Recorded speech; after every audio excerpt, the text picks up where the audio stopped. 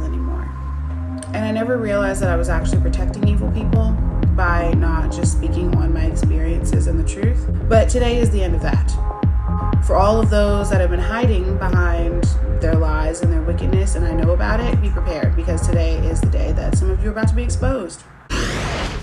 My name is Courtney Taylor, and I am about 8 days out from my first show, the NPC West Coast Classic.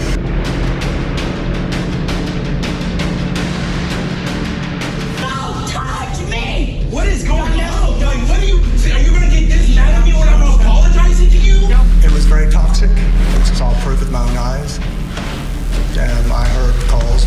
Decide whether or not you're done, Catherine. I am mad that you told me to come Decide right now.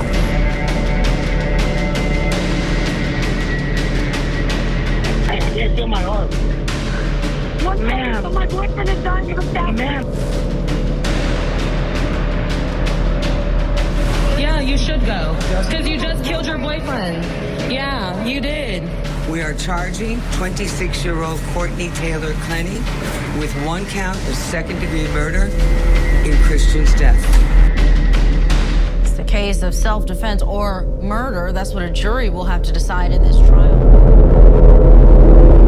I used to be friends with Courtney Taylor Clenny, the girl who is on trial for the slaying of her boyfriend, a black man, Christian Toby Obumseli. Today we're really going to talk about what happens when people are traumatized and victimized and brutalized, and what happens when it goes untreated. Somebody can come in. Yeah, we're gonna start talking soon now. I'm just getting everything set up.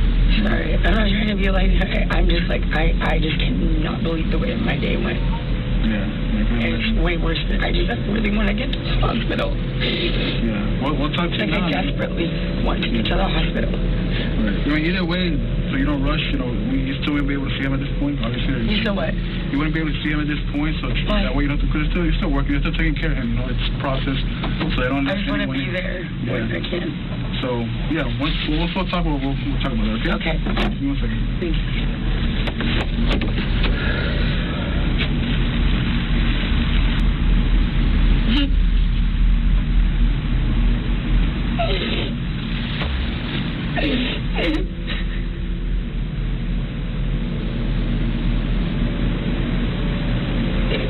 You're working on it.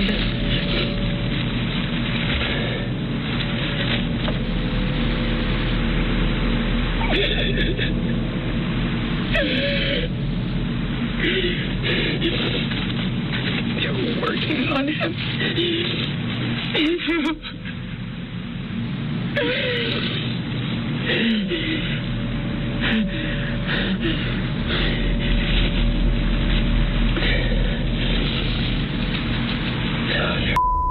Working on him. I don't not think that this was.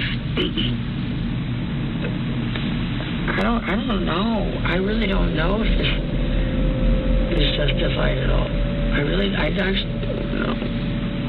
Well, that's what I really don't know, because I know I was scared, but I really don't know. Courtney and I met in 2017 by a mutual friend.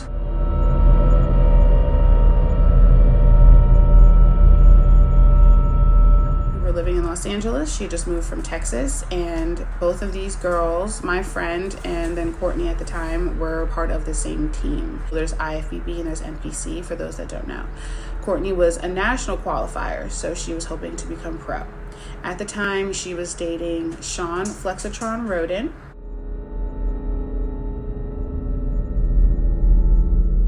For those that do not know who that is, he became an Olympian and had been competing for a few years. There are a few videos here on YouTube that have done a piece on Courtney, showing her life and her past and all of that, and a lot of them are wrong and confused. I personally knew Courtney, especially during this time. Courtney Clenny was not dating Flexitron Roden when he was married. He had a baby, and she was still the baby mom at the time. She had moved to Santa Barbara and was doing her sugar waxing stuff. And Sean was in Los Angeles training at my gym, Gold's Gym, and Courtney went there too. And Courtney was pretty much living with him. He was not engaged. He was not married. I know this because I was there and I actually for a time knew the baby mama.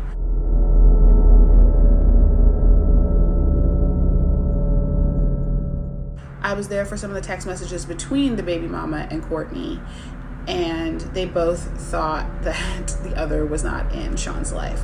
So for those that are trying to say that Courtney was a home-wrecking whore, not in that instance. I don't know about any other instance, but specifically that one, Sean Flexitron Roden, no, he was the dog in the situation. And for those that say don't speak ill of the dead, I speak the truth about everyone. So whether you're living or dead, I'm not going to lie about you. And I'm going to tell the truth about you. If you're a good person, I'm going to tell the truth. If you're a bad person, I'm going to tell the truth. The dead do not get lies. Like, no. I can do another video on Sean Flexitron Roden if you all would like. All I can say is the man offered me drugs. He tried to get me on drugs. That's all I'm going to say about that.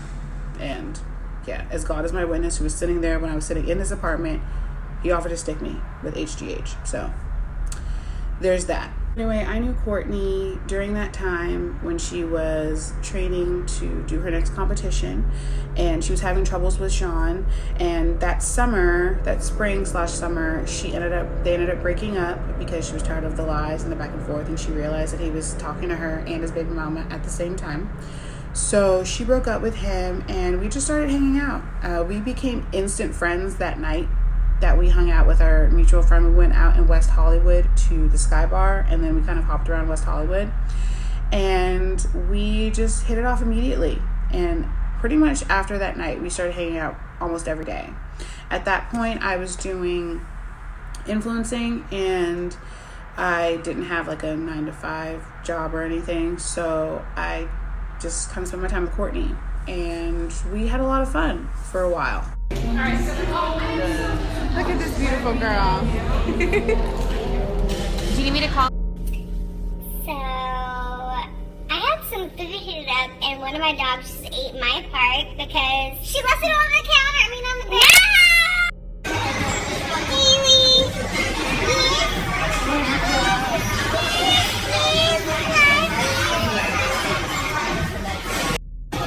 Hayley! Hayley, will you move back to Texas with me? That there was something not quite right with Courtney. She was very needy. She always wanted me to come over or like be with her or go do something with her. She always wanted me there. I kind of felt like I was a girlfriend in a way. Like we never did anything. We were never like that. We're friends. We were like sisters. Like we went through so much together, and I guess we're about to get into that. But Courtney was dealing with a lot. I later found out from her mom, before Courtney moved back to Texas, that she had always been dealing with a lot. And I'm not going to get into her medical history because that is her personal business, and that's for Courtney to reveal. But let's just know that Courtney has been suffering medically, mentally for a while, and I caught on to that. She always wanted to drink, and she always wanted to be out, and she always had to be surrounded by people. That's not a sign of someone that's healthy, right? You know, you should be able to spend time in your own company. You should be able to be alone. You shouldn't accept strangers into your life too readily because people are dangerous and they're liars, and most of them are users, you know? So Courtney was doing all of that. Like, Courtney would call me to have me meet her at dinner, and I would literally find her in the bathroom on the toilet with her pants down, passed out, sleep/drunk. Like, I would literally have to pick her up off the toilet and like wipe her and pull her pants up. Like, that's how drunk she would get sometimes. And I noticed that this was an issue because it wasn't like, oh, we were going out one Friday night and we just got plastered. It was kind of a everyday thing. We were drinking. And I don't do that. Like, that just wasn't my thing. So I kind of started to talk to her, started praying for her, and she started to change, actually. She started taking down pictures of herself in bikinis. She started looking at her posts. One time she told me, Hayley, thank you so much for telling me this, because I started looking at my feed, and she was talking about her Instagram feed, and she said to herself, wow, I'm such a hoe. And she was disgusted And so she started deleting her bikini pics, and she deleted almost every bikini pic. Like, that's how much she was changing at the time, and how much she started to see that, like, the sex thing and the naked thing and the just, that's not, it doesn't lead to anything good. It's not positive. It's not godly. It doesn't provide any good to the world, showing how good she looked. Like, that wasn't, she was moving out of that, right? So one night I met her for dinner in the marina, and she was wasted. And I think actually that was the night that I picked her up off of the toilet. Courtney didn't have a car. She was taking Ubers at the time. I had a car. So I picked her up, and she didn't live far. Didn't matter anyway. But I picked her up and I took her home, and we were walking in the parking garage, and Calum Von Moger,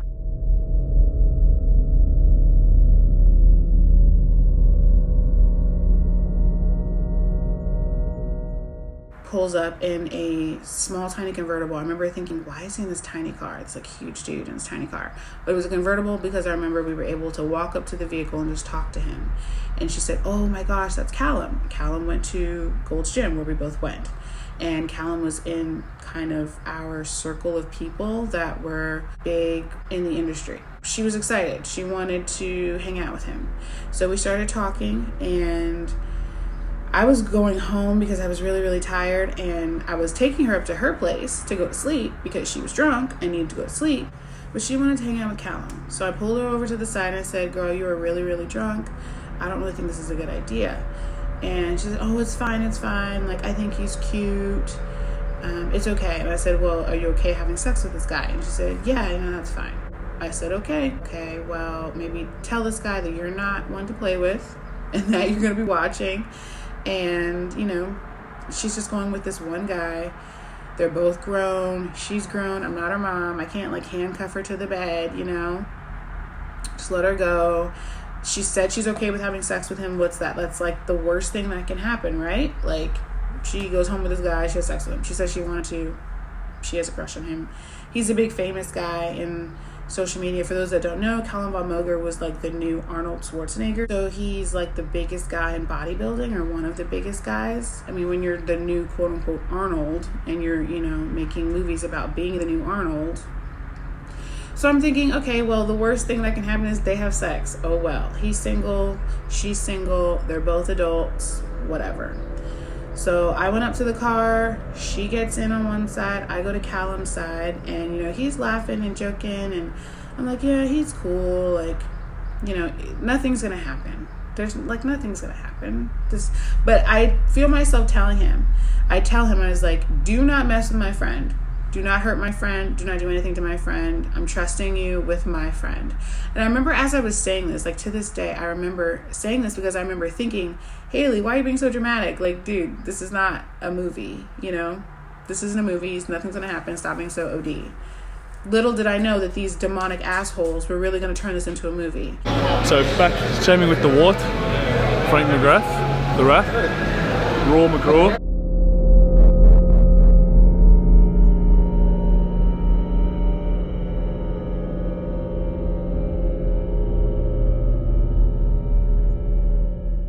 Of course, I had no idea of the magnitude of the depth of evil that I was dealing with.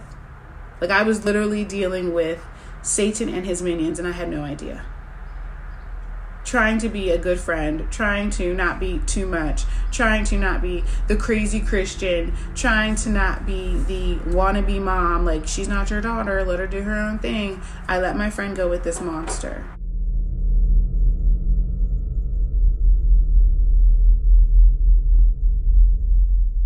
Yes, a monster. Why is he a monster? Calum Von Moger attempted to rape my friend Courtney Taylor while she was passed out, but his dick could not get hard because he takes too many drugs. So then he let his friend Frank McGrath rape her while she was passed out. And he sat there and watched.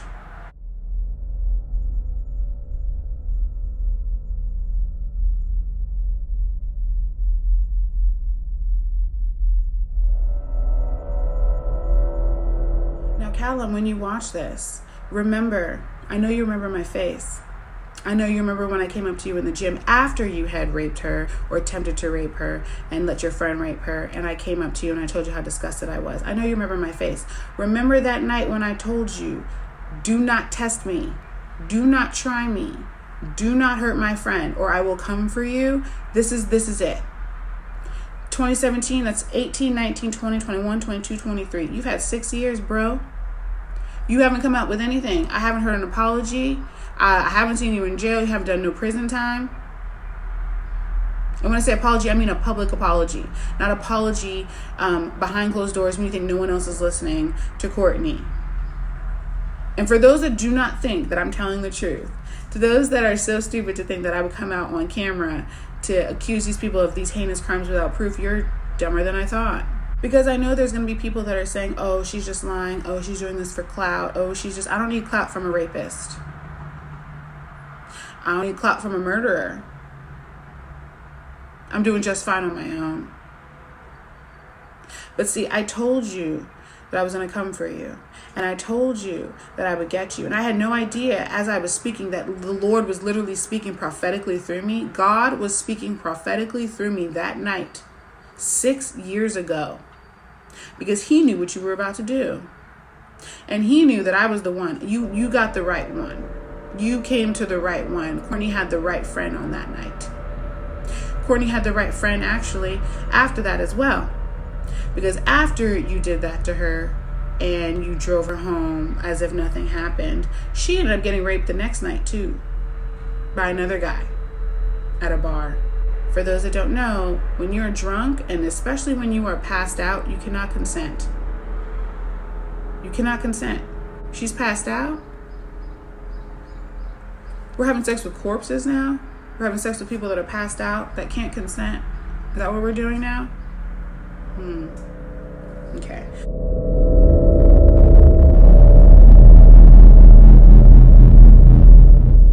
Well, I told you I was coming for you, and this is the video to tell the world who you are.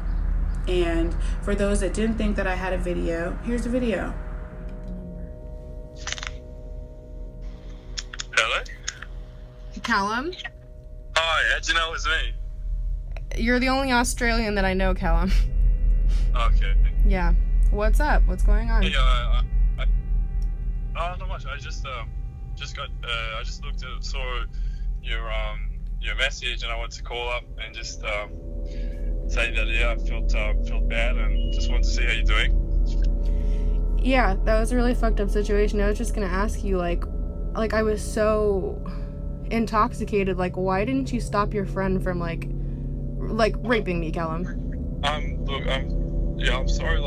So I really didn't. I wasn't thinking, and we were all kind of there in the moment, and just sort of went with the flow, and didn't realize till after that, that you're upset, and it wasn't until then that I realized that, I was really fucked up, and I felt really, really bad, and really, I'm very remorseful for the whole thing, and I just felt terrible because I didn't say or do anything, and I should have, and it was very irresponsible, and it was very foolish of us, and I know Frank feels really terrible, and he's very, very sorry and ashamed. We're both very ashamed, and just want to let you know that nothing like that's never ever happened anything like that before, and yeah, I was asleep. When I woke up, I thought it was you, so I was just like, you know what, I'll just wait until it's over.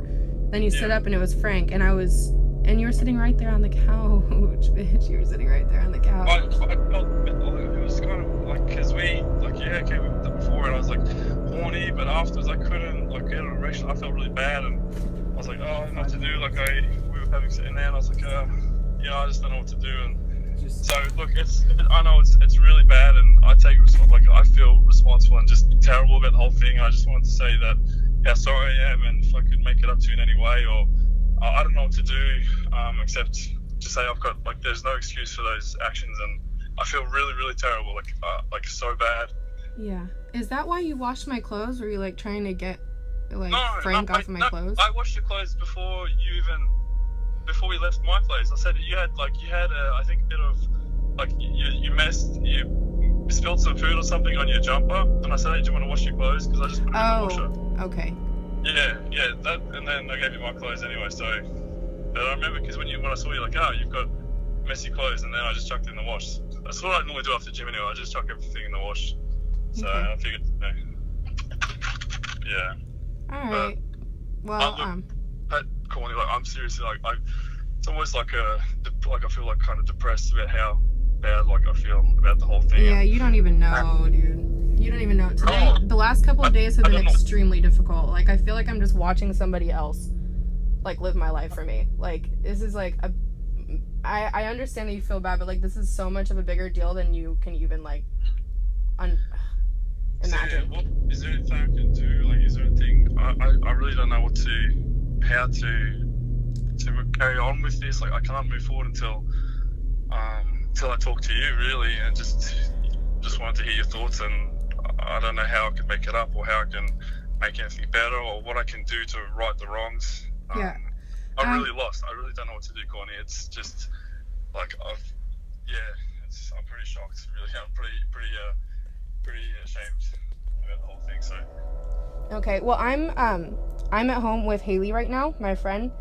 And I think we're gonna go to the movies or something. But I'll call you tomorrow and kind of like talk to you more about it, if you don't mind. You wanna like, if you want, I don't mind if you wanna catch up, just sit down or something. Yeah.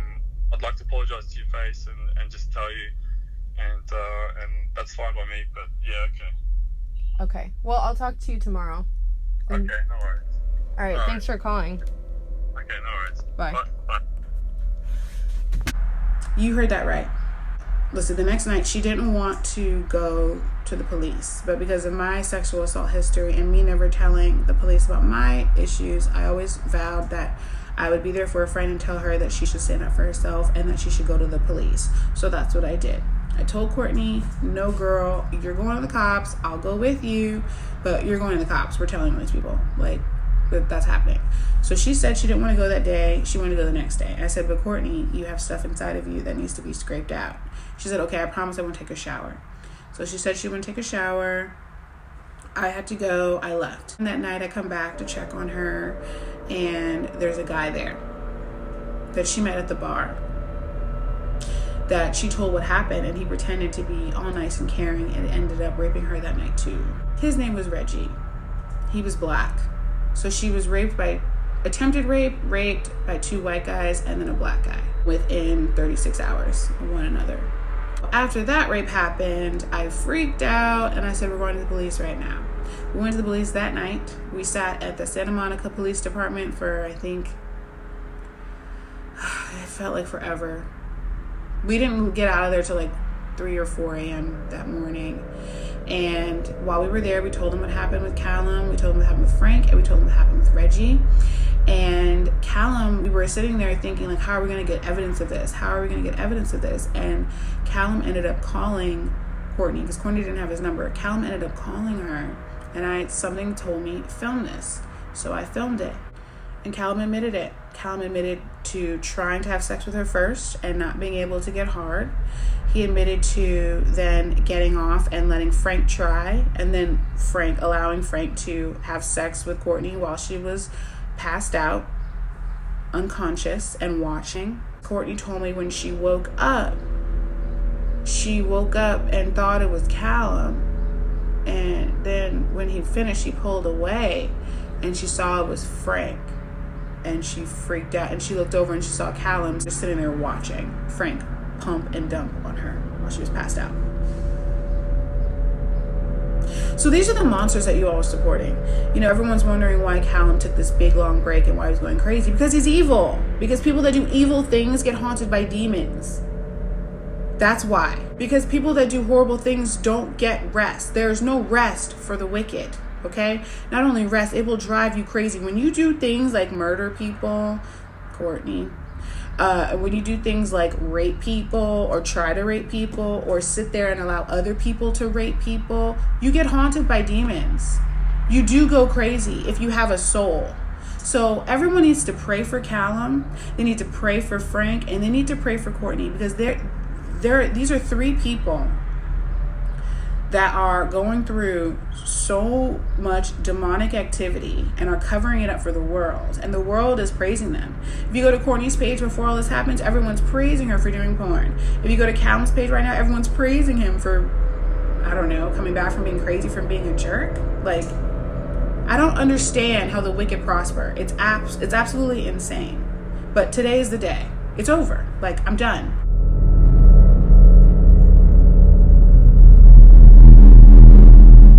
Now, the story of Lonnie Jackson and Courtney Taylor goes as follows. Lonnie was married to Jeremy Jackson from the Baywatch series. He was the little kid that you probably don't remember.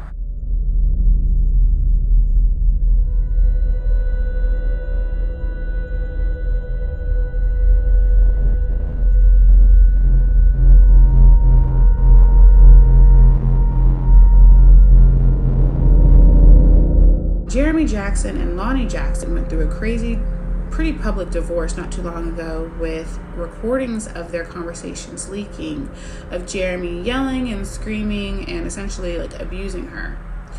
Come to find out, they were both heavy on drugs, coke, meth, whatever. It was crazy because you look at this woman and you think, wow, like, she's so beautiful. Why would she be so sad? So Courtney was hanging out with Lonnie one night and they were drinking. Of course, Courtney likes to drink. Courtney said she started drinking her drink and all of a sudden she started seeing things. She started hearing things. And she started feeling weird. And she knew, like, instantly, somebody drugged my drink. There's something in my drink. She said, Lonnie, I don't feel well. I don't feel good.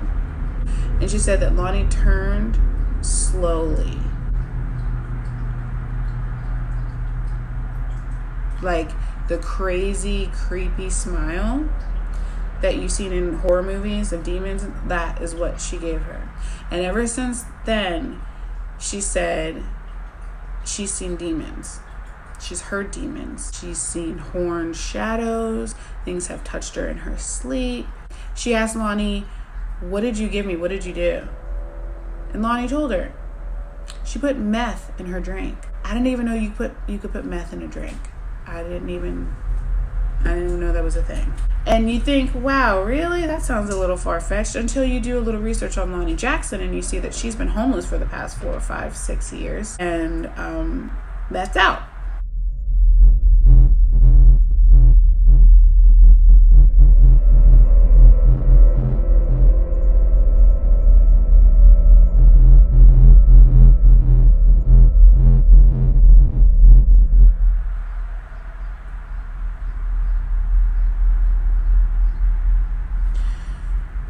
So this is kind of the story of what happens when you go through trauma and you don't get it checked out. This is the story of what happens when you hang out with bad people. This is the tale of woe from someone that doesn't listen.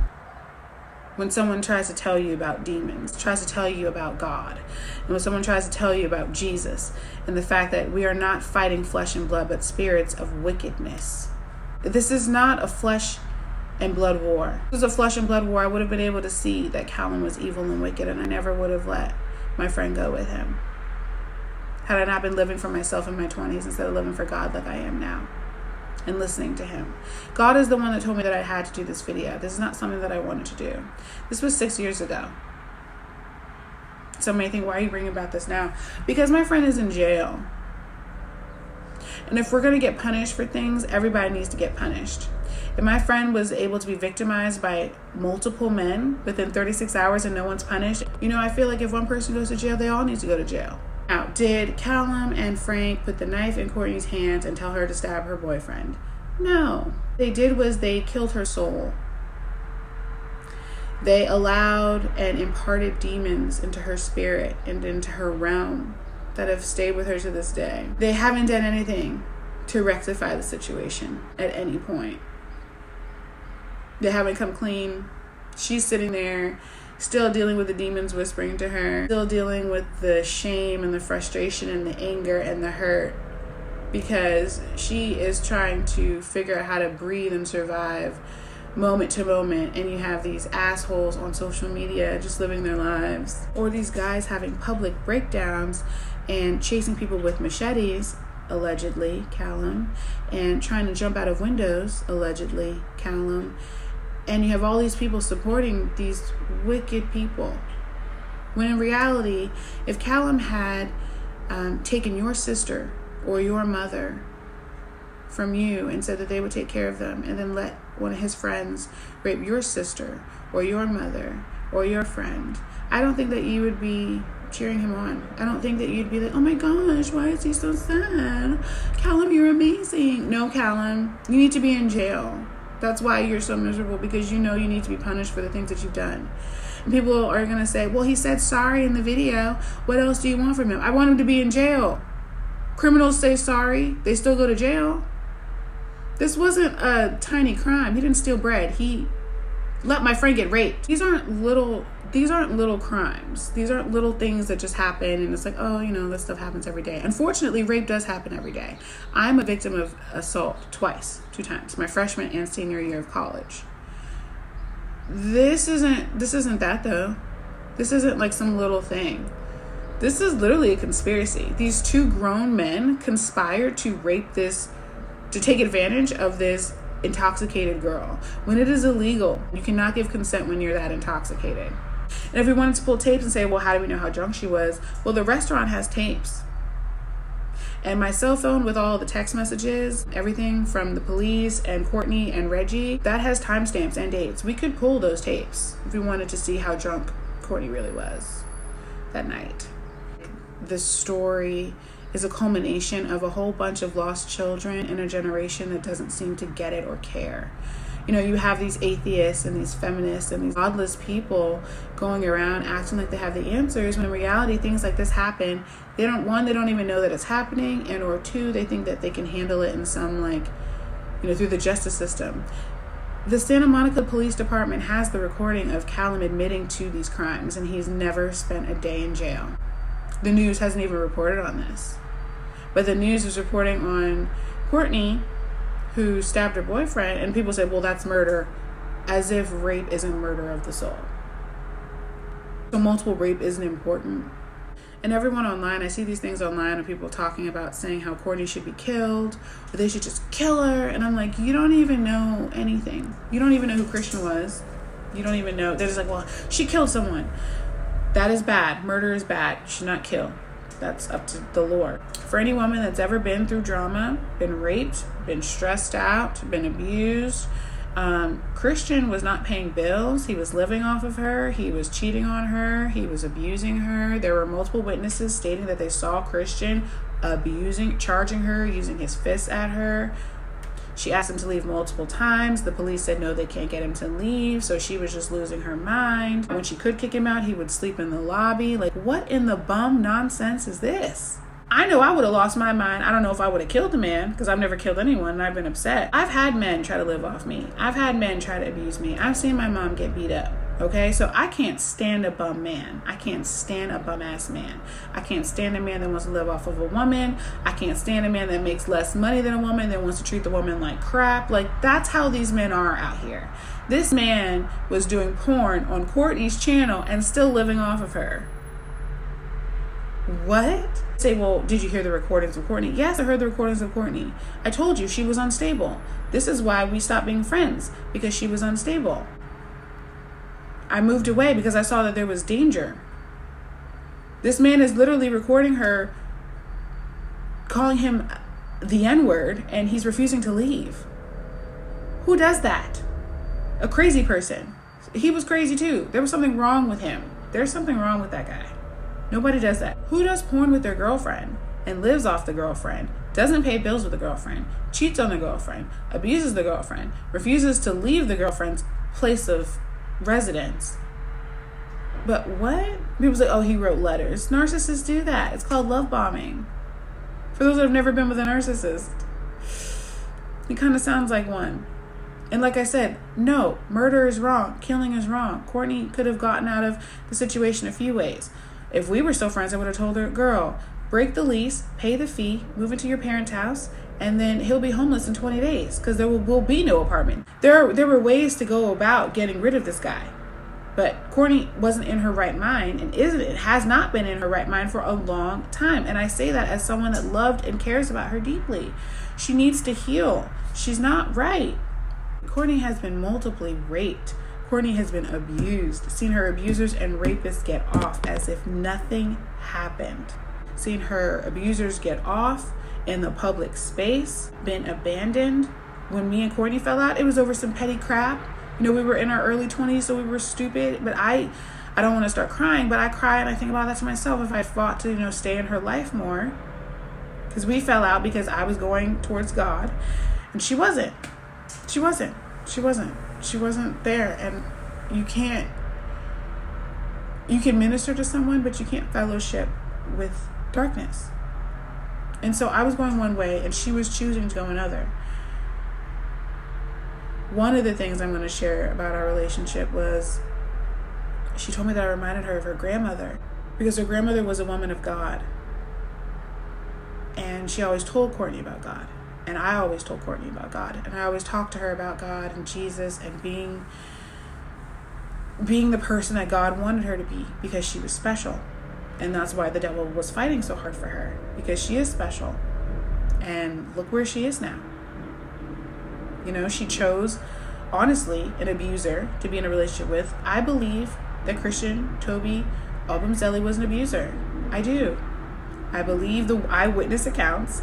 I believe the demented reality. And you know Christian was demented because he really thought that videotaping or recording Courtney being crazy was going to be good for him.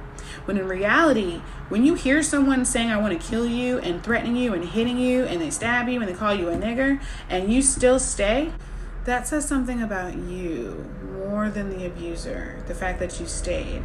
And this isn't some kind of oh, he was just so in love, he couldn't leave her. He was so in love with her. No, he wasn't. He wasn't so in love with her. Because people that love you don't make you do porn.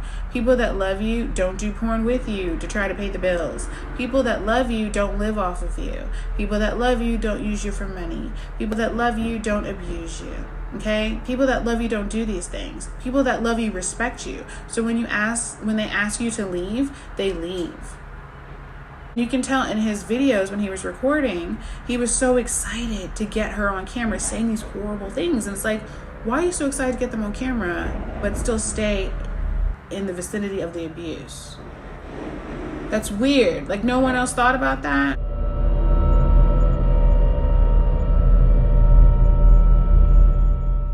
So for those that don't know about the tweets that Christian Obumseli tweeted,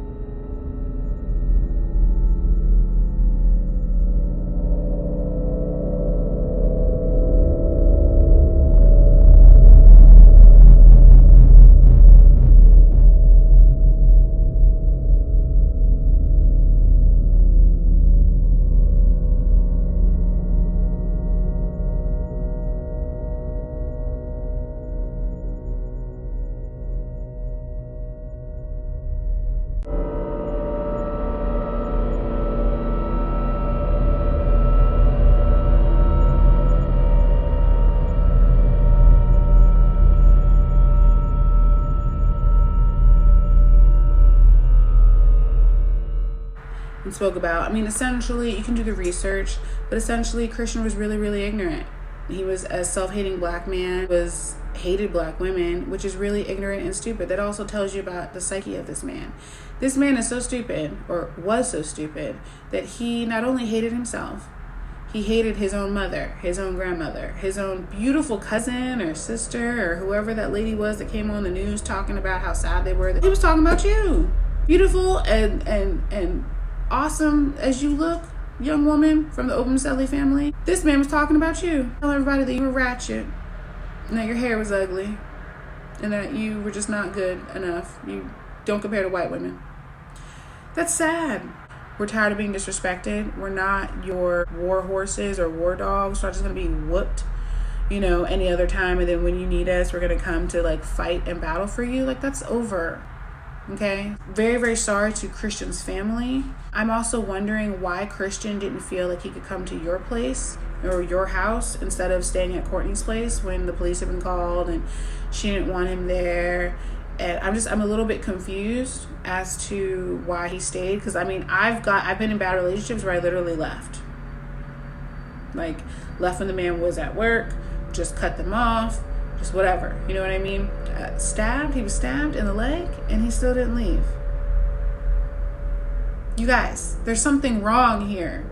It's not he was so in love. So I just wanted to make this video because I think it was really important to give a little bit more backstory on Courtney for those that don't know, because a lot of people don't know Courtney, and the people that did know Courtney only knew her during her crazy times when she was just out being rude to people and not being the best Courtney she could be. And I do think that that's really sad, because the Courtney that I knew, the Courtney that I loved, was so sweet. And she was a lot of fun. And she was nice. She wasn't mean. But she started to get mean because she kept drinking. And I feel like she kept losing herself. She kept adding demons to her body. And it just got worse and worse. And she just didn't have the help that she needed. She didn't have the support that she needed. And she also chose to do these things. Now, at the end of the day, you can have demons and everything, but we have free will. Like, the times when I talked to Courtney about God, she chose not to listen. That's sad. And honestly, I feel like this whole thing is super sad because we're talking about the justice system. And like, for example, I never went to the police about my rapes, so I can't really say anything about my rapist walking around freely because I didn't do anything. But Courtney didn't want to go because she didn't think anything was going to be done. And I encouraged her to go because it was the right thing and it was the truth. And then nothing was done. We even got the man's confession on tape in the police department. They have a recording of me getting the recording in the room that you talk to the police in. I don't even know, because I don't know, the interrogation room or the whatever room. We weren't being interrogated, we were giving a statement. So a statement room, I don't know. But the fact that you can literally get a freaking explanation of a crime and the person still not go to jail, nothing happened, that's insane to me. I don't get it, and I think it's horrible. It's horrible. So for those that have ever been assaulted or hurt, I implore you to stand up for what's right. I implore you to call out the perpetrators, because if you don't call out these wicked people, people don't know. People don't know that they're walking into a room with a monster. People don't know that they're walking into a room or going to hang out with a man that will probably leave you for dead. People don't know. Like, no one would know that Calum would bring them drunk to their friend's house and essentially try to run a train on them while they're passed out. Who would ever think that of this man? I still look at him and I'm like, I cannot believe that he did this.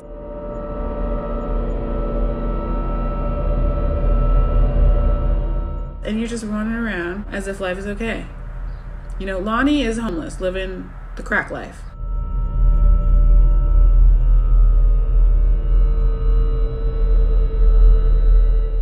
So, you know, she kind of met her match. Frank, I don't know, who cares? Calum, I don't know, for me, I feel like I'm more upset with Calum because I spoke to Calum. I told him before he took my friend, don't you dare hurt her. And he told me, he promised me that he was going to take care of her and he wasn't going to hurt her. And he lied. So, Calum, you're a liar, but I'm going to tell the truth about you. And that's the thing, you wicked people. You don't realize that the truth is going to destroy you a lot faster than a lie. And I dare you to try to set anybody, try to bully me. Anybody trying to come at me for telling the truth, I rebuke you in Jesus' name. May the blood of the Most High God's Son reign all over your life. And I just hope that more justice is sought and brought to the forefront, because these wicked people don't deserve to live good, happy lives. In terms of Courtney and the case, and as a friend, someone that knows Courtney personally, I believe that Courtney needs to get help. I think she needs to pay for killing him. You do. Because you didn't have to stab him. You didn't have to stab him, Courtney. I understand that you were frustrated. I understand. But you didn't have to kill him. Unless he was coming at you with a knife. Unless he was coming at you with something huge, which you haven't mentioned. If he was coming at you crazy, okay. But from what I've heard, I think Courtney needs help. But I believe throwing her in a prison cell is not going to help her. She's going to rot and go crazier. She needs help. Pray for Courtney. Pray for all of us. For those that are in current situations similar to Courtney, they're doing NPC, IFBB, OnlyFans, feet pics, whatever. If you're in the sex trade industry, if you're showing your body for money, if you make money off of your body, I implore you to pray about it and to come to the realization that you are inspiring lust and demons in people. Lust and demons turn into bad things. Well, they are bad in general. Showing your ass crack is not the definition of health and fitness. Bending over so people can see your glute muscles is not health. That's lust and porn. That's softcore porn. So know what you're doing.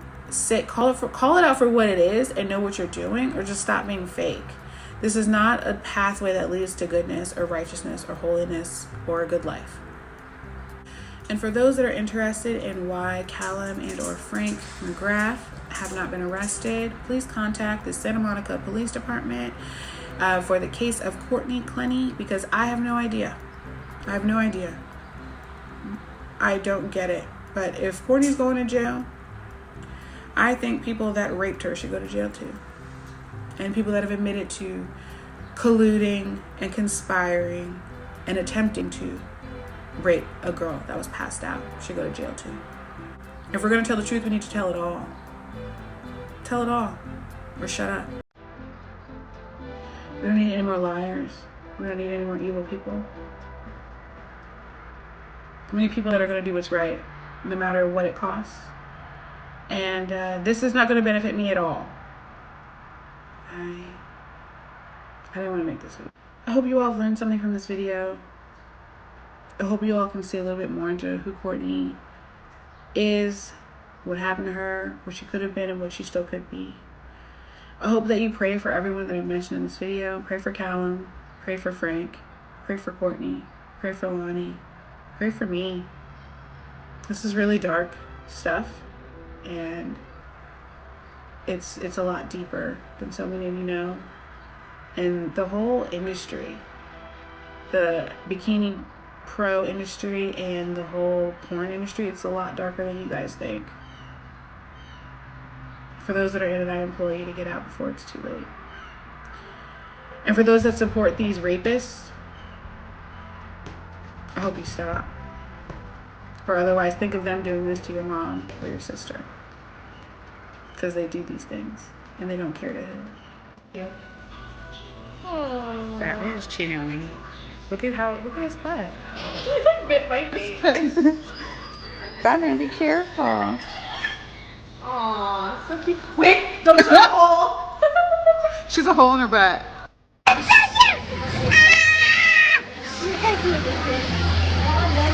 want to give me a kiss? I want to give me a kiss because I'm so cute.